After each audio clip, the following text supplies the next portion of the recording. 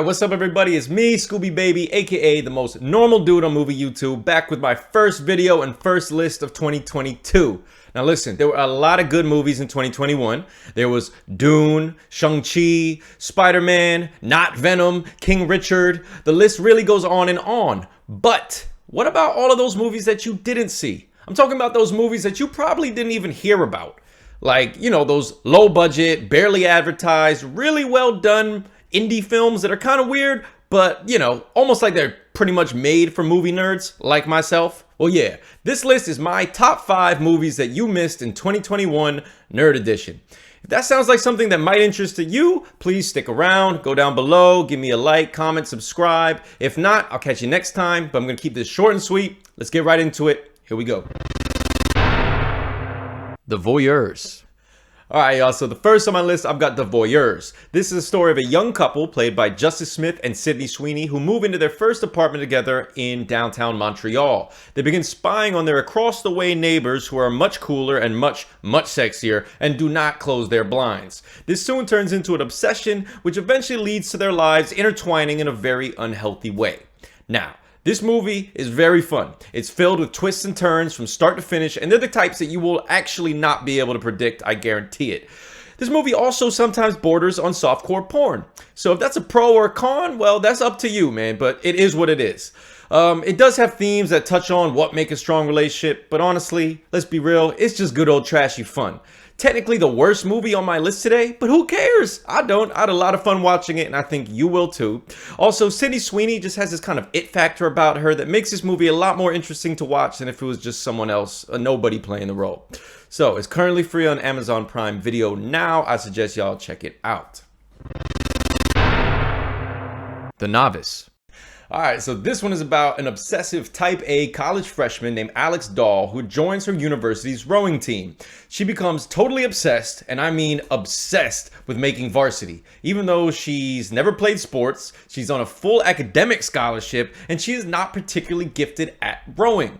The craziest thing about this movie is just the insane physical transformation that the main character goes throughout the movie.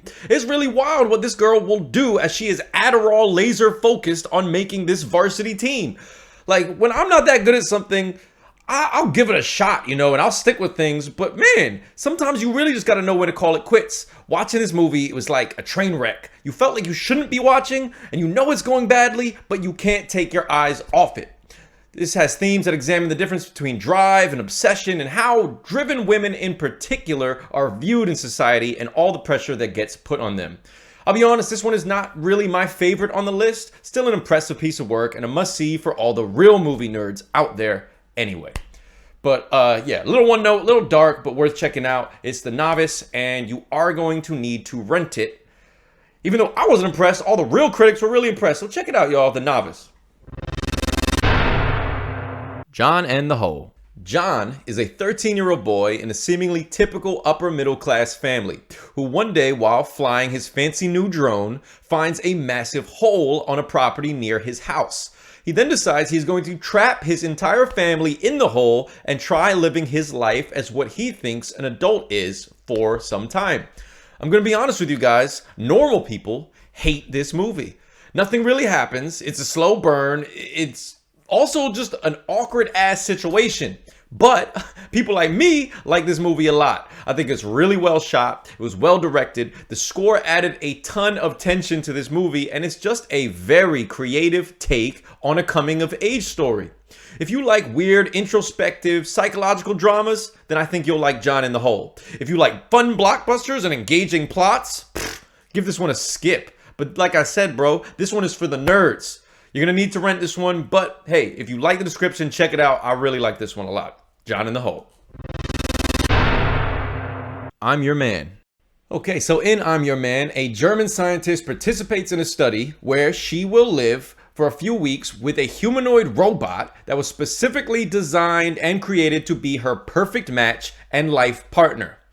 This movie is fantastic. This is definitely a story that we have all heard before, but it really manages to avoid all of the kind of rom-com-y, oh, the robot's learning to love type of tropes that I think we are all a little tired of. This is not a movie about falling in love with robots. This is a movie about being human, about loneliness, about aging, about what are we really looking for in companionship.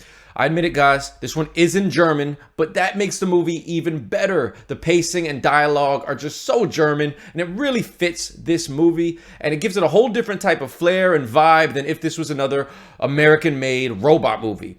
But the best part is definitely the acting.